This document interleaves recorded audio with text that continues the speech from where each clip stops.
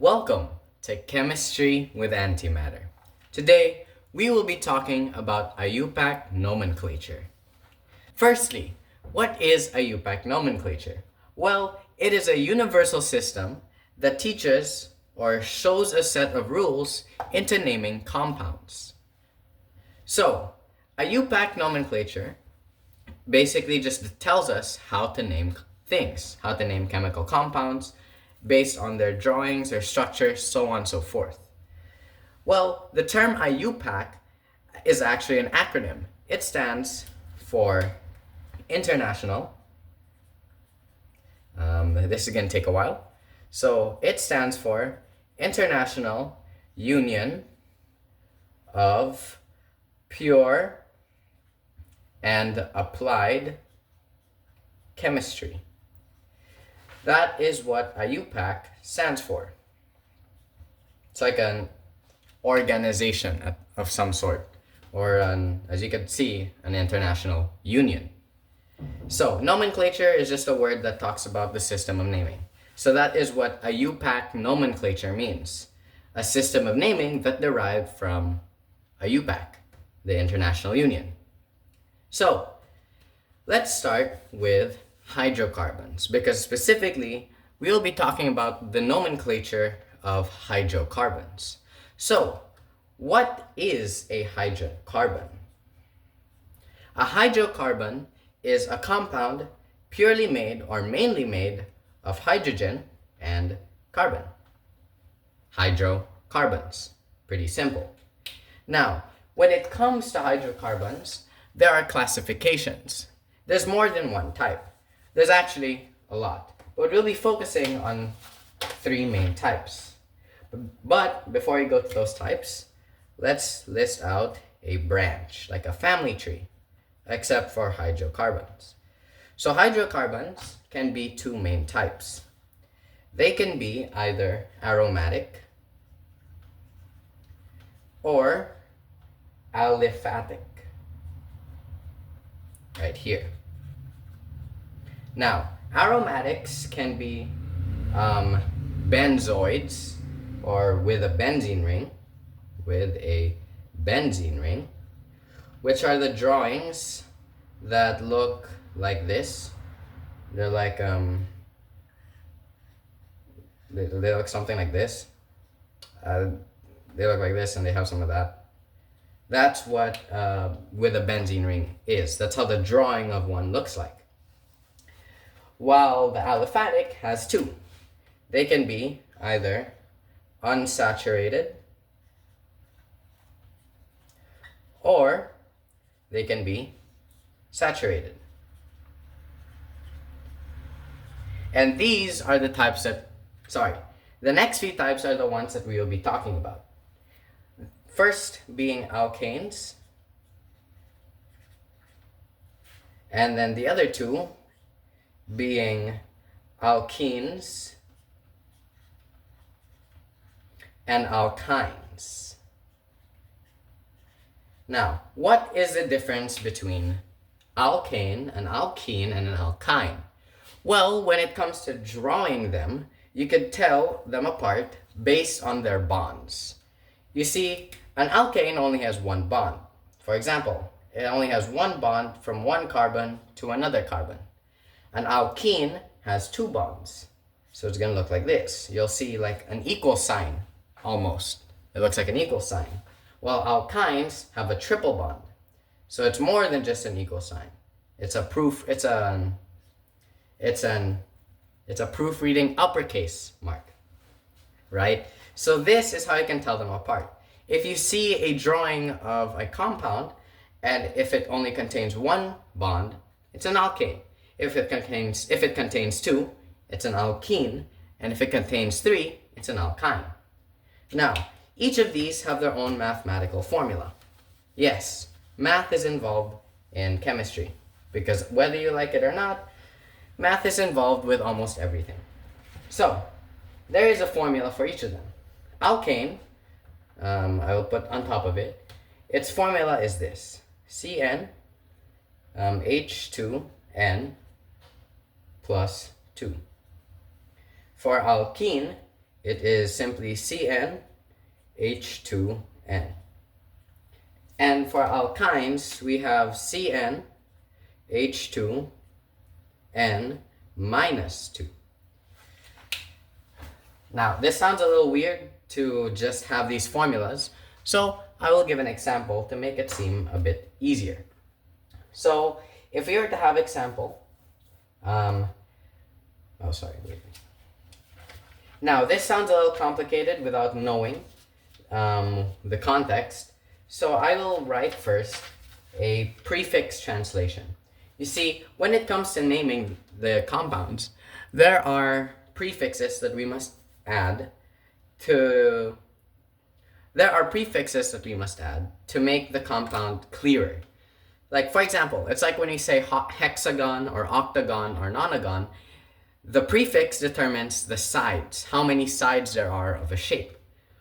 In this case, we are counting the amount of carbons found within the compound. So for example, if there are 5 carbons, we call it pent. That is the prefix when there are 5 carbons. If there are 6, we call it hex. If there are 7, we call it hep, so on and so forth. There is a translation for each number of carbons that can be found within a compound. So now that we have the context of these formulas, we can then use an example of the said formula. So let's start with alkane, for example. Let's say we have a compound that is read as so, pentane. So right away, we can see the prefix being pent, which is equal to 5. So, since we know that, we can simply just substitute it in the formula. CnH2n plus 2. Since we can derive that 5 is equal to pentane, or there are 5 carbons based off of the prefix, we can substitute it in this formula. Literally the chemical formula. So let's substitute it. So this will turn into C5H2 times 5 plus 2. Then we simplify the equation. C5, 2 times 5 is 10. H10 plus 2. And then combine C5H 10 plus 2 is equal to 12. And this is the chemical name for pentane. If you search it up on the internet, C5H12 or pentane, it will give you this result. And this is the chemical formula to get the chemical formula. Pretty simple. You do the same thing for each of them, and they will give you its chemical formula. Now that we've established the chemical formulas for these compounds, or for these classifications, we can actually move on to naming a compound based on its drawing. So let's start off first with this example. Let's say we have this, for example. We have CH3. Oh wait, this is too big. Let's say we have CH3.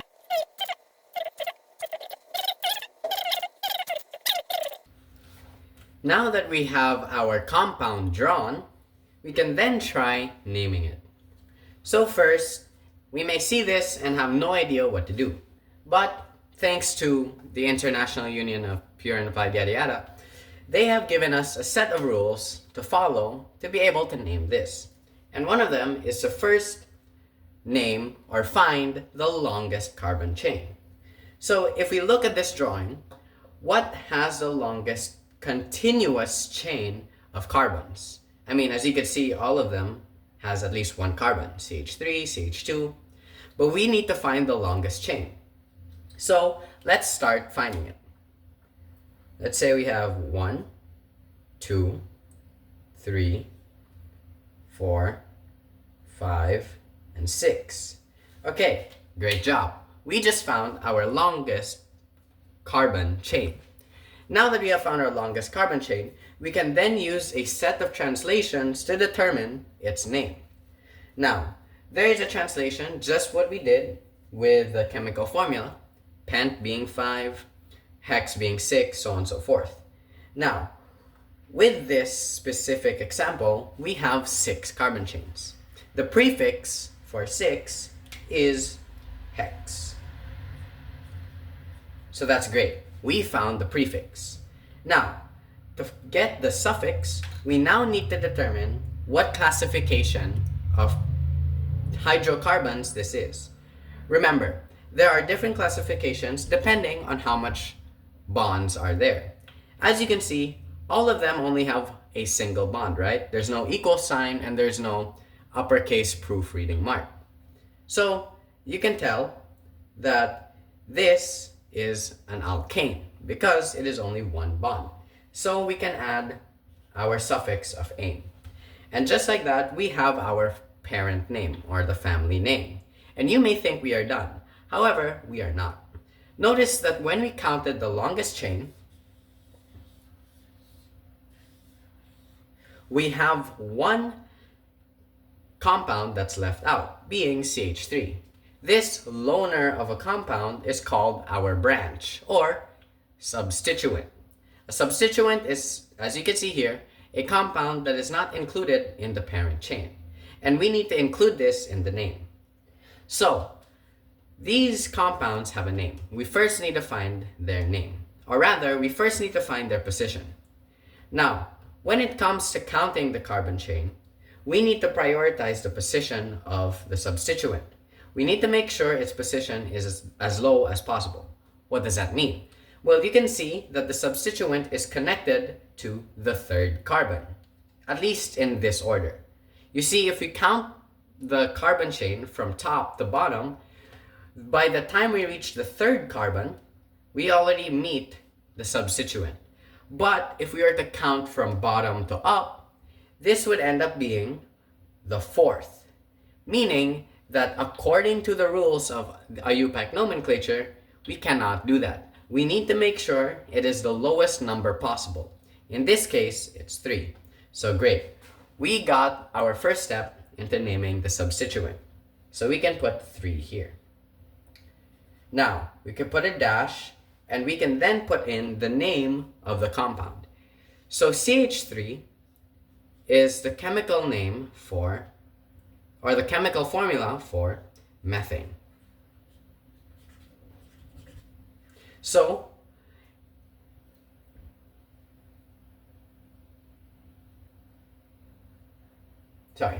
CH3 is the chemical formula for methyl.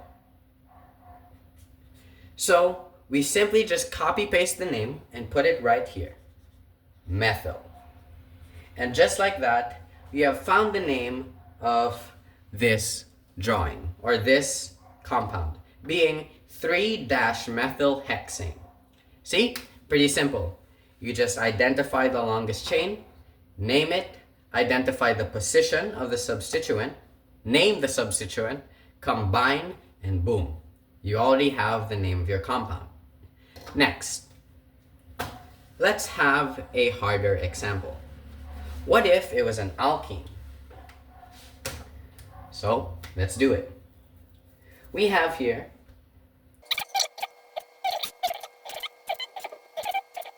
let's say we have this example. How are you going to do this now? Well, we're going to do the exact same way that we did. Again, identify the longest carbon chain, which is, I think, pretty obvious. This. So let's count it. 1, 2, 3, 4, 5, 6, 7. 7. Okay, we now know that there are 7 carbons in this carbon chain. So, using the translation, we get the name, or we get the prefix of sept. Now, we need to identify the suffix, or the classification. We can see that there's an equal sign, or a double bond, meaning that this compound in particular is an alkene. Again, because there's a double bond. So, the suffix will be -ine. Now that we have this, how are we going to count? Are you going to count from left to right or right to left? Or bottom to up? Bottom to left. Because if we start from bottom to left, we are nearer to the substituents, as you can see here. Substituent on the right, substituent on the left, and a substituent at the top. However, when it comes to alkenes and alkynes, you need to prioritize the double bond. The double bond or the triple bond has a higher priority than the substituent. So we start from the left because it is the closest to the double bond. So we will count from this way, which in this case I already did.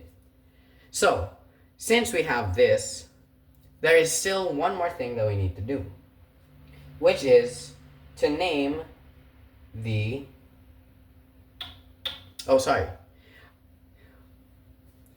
there is still one more thing we have to do. This family name is technically complete. This family name isn't quite complete yet. We need to get the positioning of the double bond, which in this case is 1. So instead of writing it as septene, we're actually going to write it as sept dash 1 dash ene, because the double bond is found in the first carbon. Next, we'll then go on to the substituents. As you can see, we have 3 substituents, C2H5, and we have 2 CH3s. But as you know, C2H5 isn't CH3. So what is C2H5? C2H5 is ethyl. So we're gonna include this first because we need to arrange it in alphabetical order. And last time I checked, E comes before M. So we're gonna start with ethyl. In this case, it is found in the 3rd carbon. So we'll start with 3-ethyl. Now that we found that, we can then move on to the methyls over here. But as you can see, there are 2 of them found in the same spot. So how are we going to do this? Well, it's actually quite easy. Just copy the position, which in this case is 6.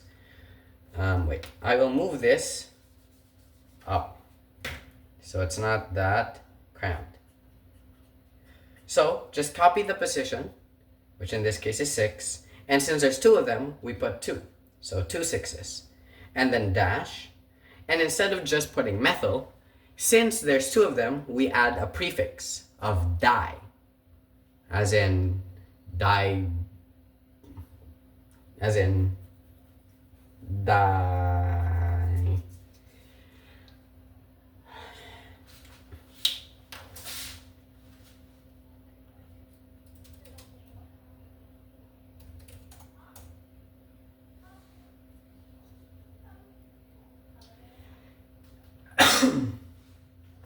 Di, as in the Greek prefix for 2, like dilemma or dichotomy.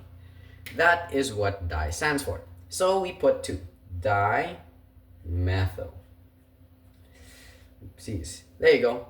So this is the complete name for this compound, being 3-ethyl 6,6-dimethyl sept 1-ene. It's very long, but that is the name of this compound. It looks complicated, but it is actually much simpler. Now that we are done with that, we can then move on to something interesting. The same rules apply to the alkyne, so I feel there is not much of a need for me to really teach that, since instead of putting "ene," you're just going to put "-ine." However, what if you're given this scenario? What if you're given 2 double bonds? Let's use the same example. So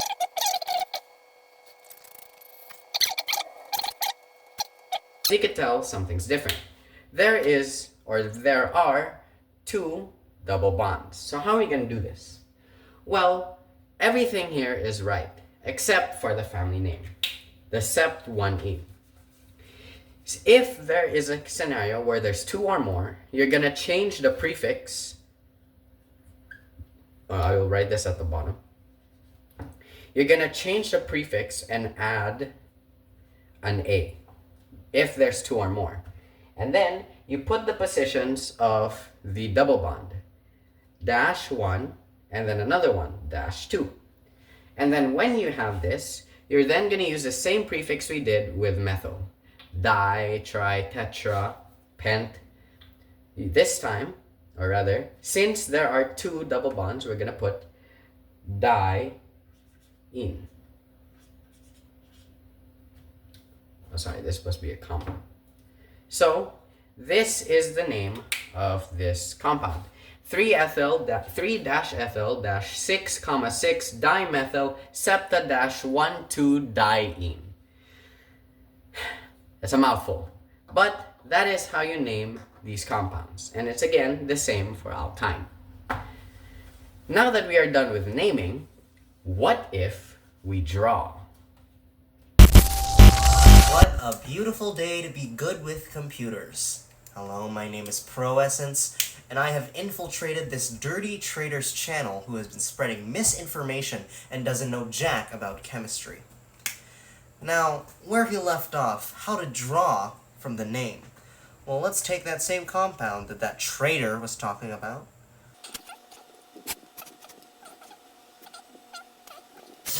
Alright. So you have 3-ethyl-6,6-dimethyl-septa-1,2-diene. That's a mouthful. Okay.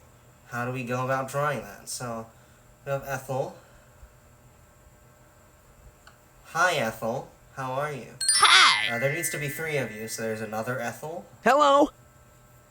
There's another Ethel. Hi. 3 Ethel. Woo! Okay, so that's done. Dimethyl septa.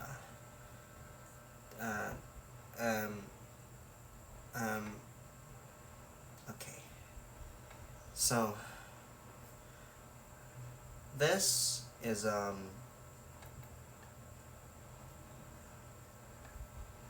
this is a Ziploc bag of meth. If Ethel has the meth, she becomes methyl. Right? So let's cross that off. Oh, she has to die, so, here we go. Yeah, sorry Ethel. So she dies. Septa. Okay, so we got the septa. Yeah, you hold the septa.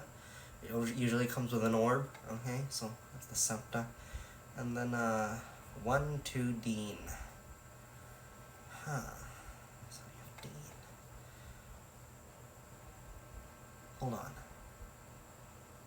Hold on. Diener. Of course, last time on ProEssence we said that you can't learn anything by eating. Well, I guess you can. You eat diener. Of course. Yeah. Diener, eating. Eat, yeah, why did 6 eat 7? Because that's 7. What? How do we make this 7? If we simplify the shape, it becomes a... Oh my god.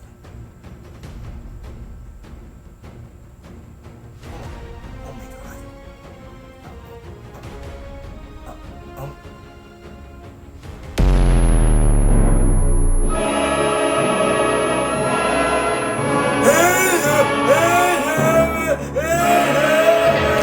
Sorry, I don't know what happened there. It's as if the screen glitched or something. Anyways, let's move on to a line drawing. What we've been doing recently is structural drawing. But what if we do line drawing like this? Oh, that's not supposed to be curved. Like this.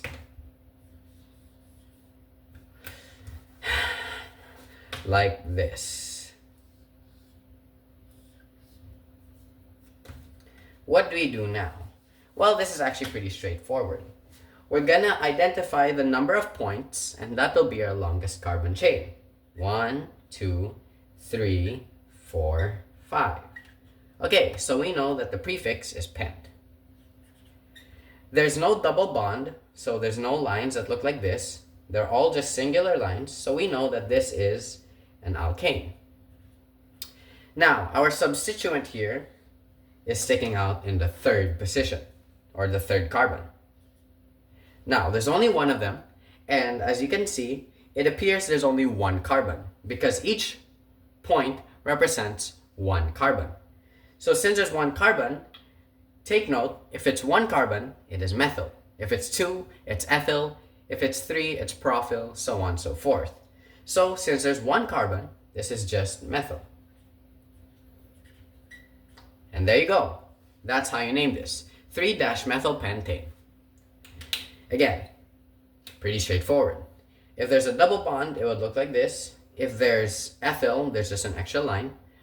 It's pretty straightforward. Pretty simple, pretty easy.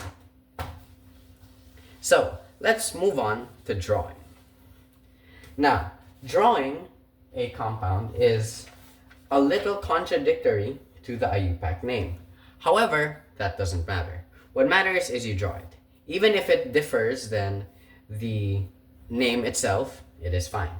So for example, let's say we have to draw this. 3-ethyl 6,6 dimethyl, just like the one we did last time or earlier, dimethyl hepta -1,2-diene. Let's say we have to draw this. Okay, there are rules when it comes to drawing these compounds. First, the start and the end of these drawings should always be CH3, and all the compounds in between are CH2. So, how do we draw this? First, let's get the family name, or the family prefix, that being hept. So we know hept has 7. So let's put it here like this. That's 2, that's 3, that's 4, that's 5, that's 6, and this is 7. Okay, now let's add the substituents. 3-ethyl and 6,6-dimethyl. So let's go to the third one, which is this one, and then we're just gonna add the substituent of ethyl. So, as you can see, the position of ethyl is on the third carbon. Now, we're just gonna copy paste the formula of ethyl, which is C2H5. But this is something to keep in note. Every time a carbon is bonded, it loses one hydrogen. So CH2 is gonna turn into just CH. Okay, I forgot to mention that this is an alkene. So we also have to add the double bonds found in 1 and 2. So, as mentioned, each bond reduces its hydrogen count by 1. So CH3 is going to turn into just CH. Or rather, CH2. Since it starts out as CH3, you add an extra bond, it's going to turn to CH2. Now, CH2 is going to lose 2. Is going to lose 2 because of the double bond on the left and the double bond on the right. So it's just going to turn into C. Now, the CH in the middle is going to also turn into C because of the double bond and the substituent. Now, everything else will stay the same until we add the dimethyl found on the 6th carbon. So we're going to add 2 here, CH3, CH3, and then we're just going to get rid of its carbons, like so, and it'll just be C. And this is how you draw the name of 3-ethyl-6,6-dimethylhepta-1,2-diene. This is the drawing. Pretty simple and pretty straightforward. And if you want to draw this in line formula, it's not that complicated either. So, again, count the points. Family name first, hepta. So 1, 2, 3, 4, 5, 6, 7. 1, 2, 3, 4, 5, 6, 7. Double bonds on 1 and 2. So you just add 2 lines. And then there is an ethyl found on the third chain. Ethyl has 2 carbons or 2 lines. Methyl only has 1 carbon or 1 line found on the 6th, which is this one. And that is it. See? Very simple. And that covers today's topic of IUPAC nomenclature. I hope you learned something, and again, Feel free to ask me for questions, and if you want, I am free to have private tutoring. For free. Unless it's more than an hour. Okay, that's a very bold claim. It depends on my mood. However, I will try to make it as free as possible. Unless it actually takes a toll on me, then it might not be free. However, I am not charging that much. Maybe just free food. Okay, anyways, I hope that you learned something, and I will see you in the next video. Probably next week. Or Gen Physics. Bye!